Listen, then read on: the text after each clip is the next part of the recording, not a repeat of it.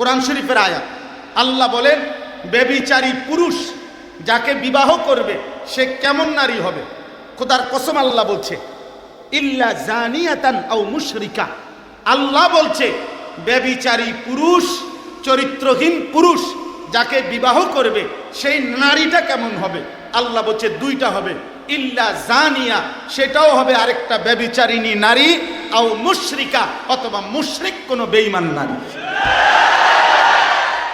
বাংলা কোরআন শরীফ direct কথা, বাংলা কথা, মানে কোনো ঘুরানো পেছানো কথা না, পরিষ্কার সাফ কথা, কোনো ব্যাখ্যা নাই। ওয়াজানিয়াতু লা ইয়ানকিহুহা ইল্লা জানিন আও মুশরিকুন। এবার আল্লাহ পরের শব্দ বলছে কোন ব্যভিচারিণী নারীকে, শোনো ভাই, মহিলারাও শুনেন, মা বোনরাও শুনেন, আমরা জানি অনেক মা বোন আপনারা আসছেন, আপনাদেরকেও বলি, মুসলমানের কন্যা, মুসলমানের বোন, মুসলমানের অবিবাহিত মেয়ে, তোমাকেও বলি বোন, শোনো, তুমি বিবাহ বহির্ভূত কোনো ছেলের সাথে কিংবা মোবাইলে কিংবা রাস্তায় কিংবা সহপাঠী হিসাব করে যেই কোনো পারপাসে যে নারী, যেই মেয়ে, যেই কন্যা বিবাহের পূর্বে কোনো হারাম সম্পর্ক করে থাকে, তো আল্লাহর ওয়াদা কোনো ব্যভিচারিণী নারীকে বিবাহ করবে না কোনো পুরুষ। যেই পুরুষটাই বিবাহ করবে তার পরিচয় কি হবে? আল্লাহ বলেন ইল্লা জানিন আও মুশরিকা, নিশ্চিত ওইটা কোনো ব্যভিচারী পুরুষ হবে অথবা বেঈমান পুরুষ হবে। সুবহানাল্লাহ, মালিক স্পষ্ট ব্যাখ্যা দিয়েছে। ওয়া হুররিমা যালিকা, আরো রয়েছে, এরপরে আরেকটু শব্দ আছে, ওয়া হুররিমা যালিকা আলাল মুমিনিন। আল্লাহ তাআলা বলেন ঈমানদার পুরুষ, ঈমানদার নারীর জন্য ব্যভিচারী পুরুষ, ঈমানদার পুরুষের জন্য ব্যভিচারী নারী হুররিমা, হারাম করে দেওয়া হলো। এই জন্য ব্যভিচারী পুরুষ তোর কপালে ঈমানদার নারী জুটবে না। এ দেখো তোমরা আব্বা, মোবাইল দেখো, উলঙ্গ নর্তকী দেখো, রাতভর জিনার দৃশ্য দেখো, ব্যভিচার দেখো, অশ্লীল উলঙ্গ ছবি দেখো, ওরে নিয়েই কল্পনা করো আর ওয়েট করো, এমন একটা অসভ্য আশা করা যায় তোমার কপালে জুটবে। ওয়েট, অপেক্ষা করো, দেখো, দেখবা, সেদিন বুঝবা জীবন কত কষ্টের। মোবাইলের বেডি আর ঘরের বউ এক কথা না, রাস্তার নর্তকী আর ঘরের বেটি বিবি এক কথা না। বিবি যার 2 নম্বর, বিয়ার পরে যে বুঝতে পারছে তার স্ত্রী পরকীয়ায় আসক্ত, অন্য পুরুষের প্রতি লোভী, তার ঘর, তার জীবন আল্লাহর কসম জাহান্নামের টুকরা ছাড়া আর কিচ্ছু না। বেটা, তোর বিল্ডিং আর তোরে সুখ দিবে না, তোর গার্মেন্টস আর তোরে সুখ দিবে না, তোর মেল আর তোরে সুখ দেবে না, তোর অর্থ তোকে আর সুখ দেবে না, তোর ক্ষমতা তোরে আর সুখ দেবে না, তোর জনবল তোরে আর সুখ দেবে না। ওই অসভ্য চরিত্রহীন নারী তোর জীবন জাহান্নাম বানায় দিবে, জাহান্নাম।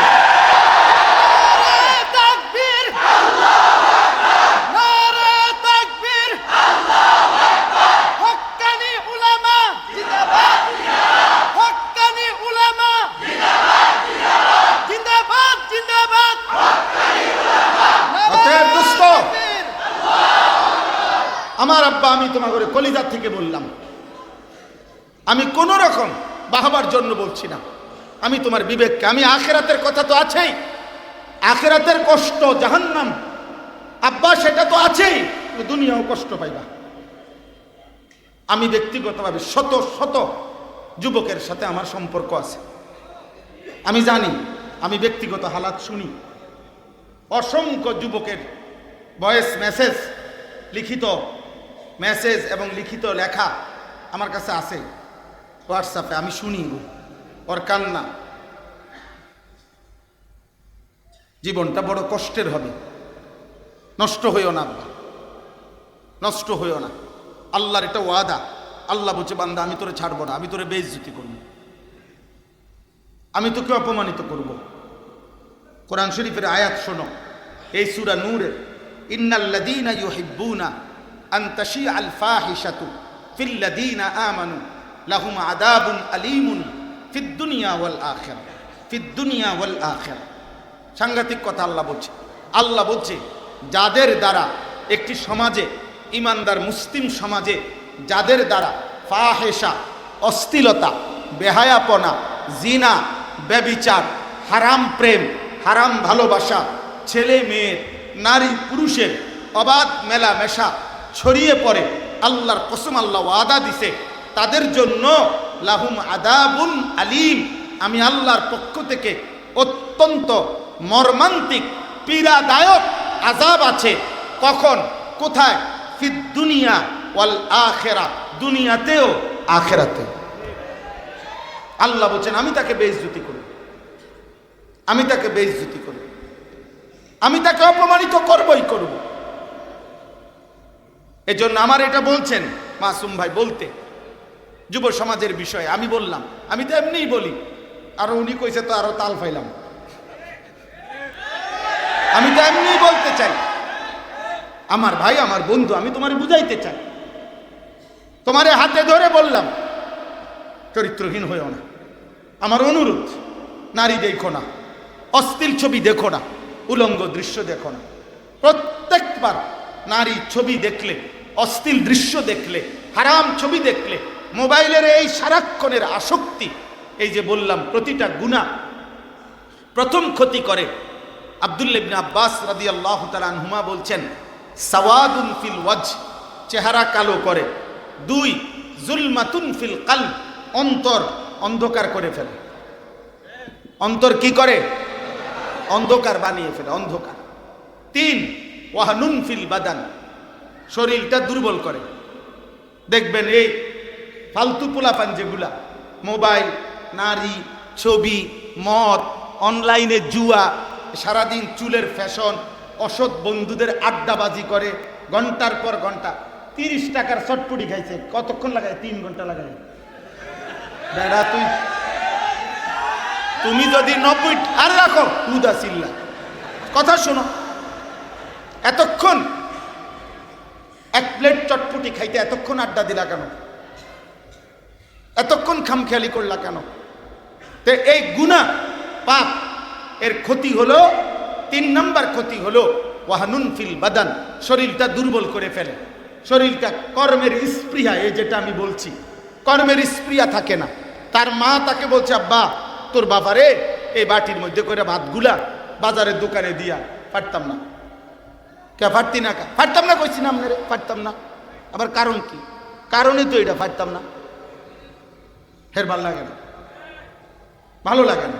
এই বেয়াদব গুনাহ করতে করতে তার এতটুকু কাজের স্পৃহাও তার ভিতরে নেই। তুমি কি করো বাবা? আজকে 1.5 বছর হুজুর বিদেশে লেগে লাইন দিছে। কোনান দিয়ে লাইন দিছে কি? মানে রাস্তা কাটরে না রশি লাগাও রে? কি লাইন দিছো বিদেশে? 1.5 বছর ধরে। এখন কি করো রে? বললাম না বিদেশে লেগে লাইন দিছি। আর তো বিদেশের লেগে লাইন দিছো মানে কি? তার লাগাইতেছে বিদেশের লগে নাকি? তো কি সেটা মানে? তার কথা এটাই যে যেদিন বিদেশ যামু তো যামু, কিন্তু এই 1.5 বছর 6 মাস টানা হয় মোবাইল টিপতেছে, নারী দেখতেছে। অথচ এই সময়টা সে যদি মাটি কাটতো তারপরও ডেইলি 600 টাকা রোজ পাইতো।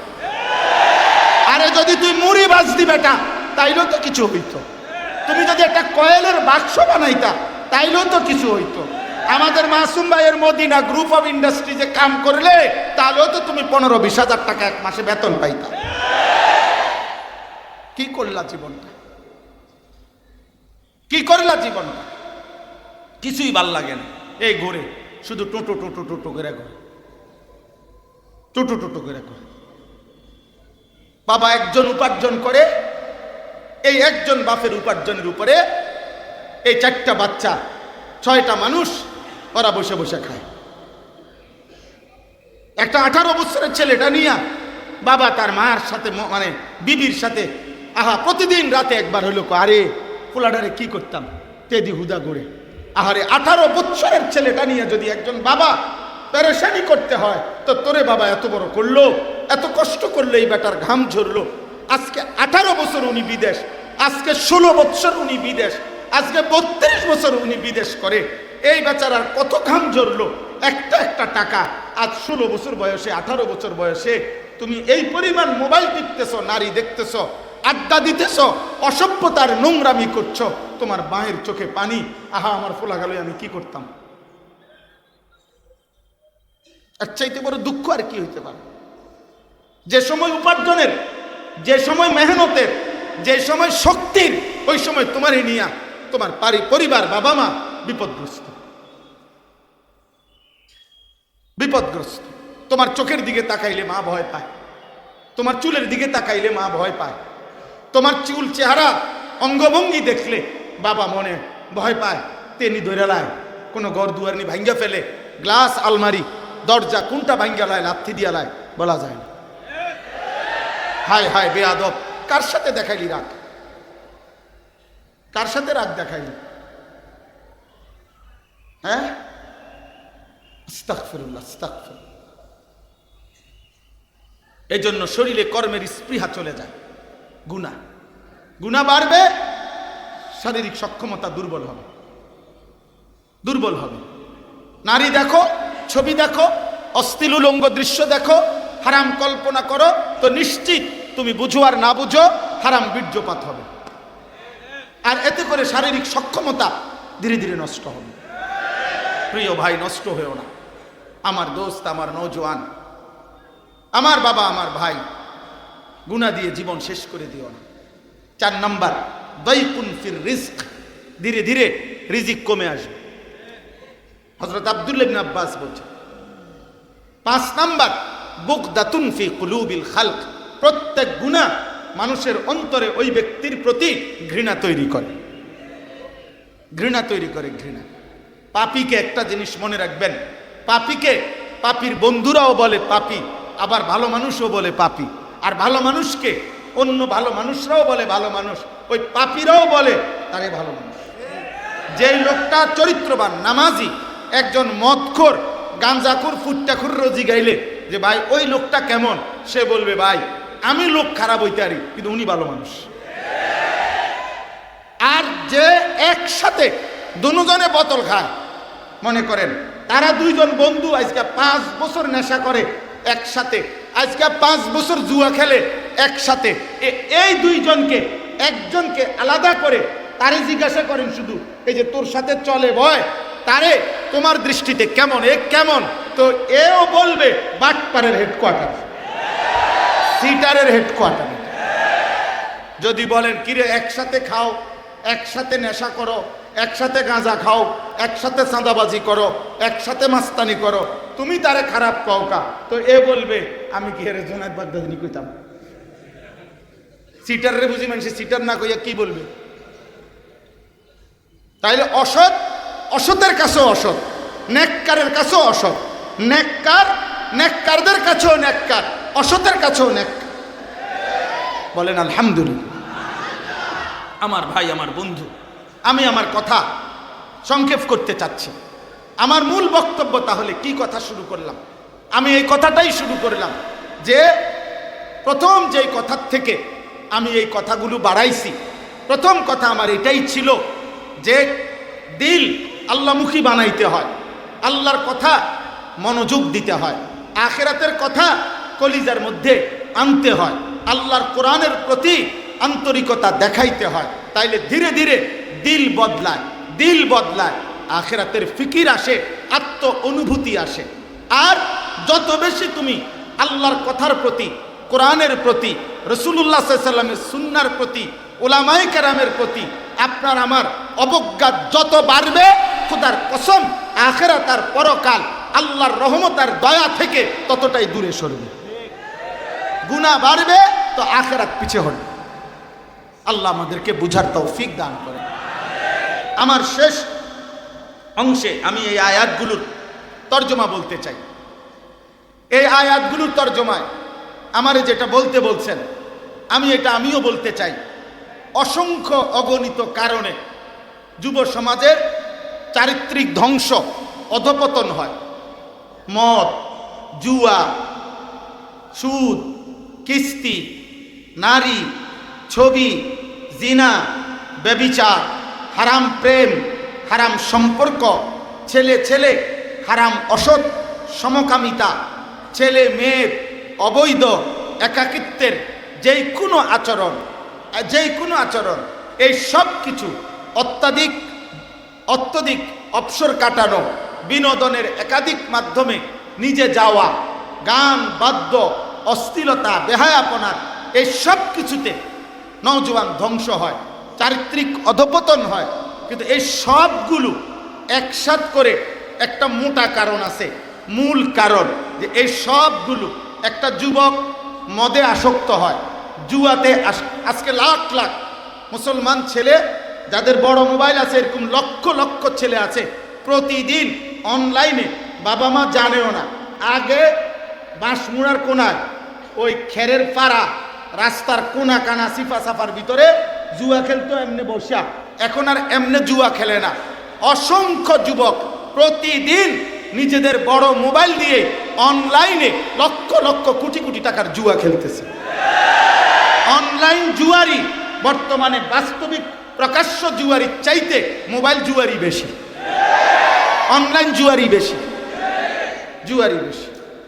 হ্যাঁ, কত বড় নাফরমান, কত বড় বোকা, কত বড় আহাম্মক খেলে। কোথাকার কোন খেলোয়াড়, কোন বেঈমান খেলোয়াড় এই বলে ছক্কা দিবে কিনা, এই বলে আপনার ছয় মারবে কিনা, এই বলে গোল হবে কিনা, তো এটার জন্য এখানে বসে ও জুয়া বাজি ধরে, এটার কারণে সে লাখ লাখ টাকা বিলায় দিচ্ছে। ওই বেঈমান খেলোয়াড় জানেও না, চিনেও না, আর চিনলেও তোর দিকে ফিরা থুতুও মারবে না বেটা, থুতুও মারবে না। একটা ছেলে বেটা তোদের যাদের চুল কোনো বেঈমান খেলোয়াড়ের মতো, কোনো বেঈমান নায়কের মতো, তুই যা বেটা তার কাছে যা, যে আজকে 10 বছর আমি আপনার মতো আমি সেজেছি, আপনারকে আমি শয়নে স্বপনে ভাবি, তো তারপরে তার কাছে গেলে যে আপনার জন্য আমি জীবন যৌবন শেষ করছি, আপনি আমাকে একটু ভালোবাসেন, বরণ করে নেন, আপনি মাথা তুললে আমার একটু নাচেন, হয় তোমার দিকে থুতুও মারবেন।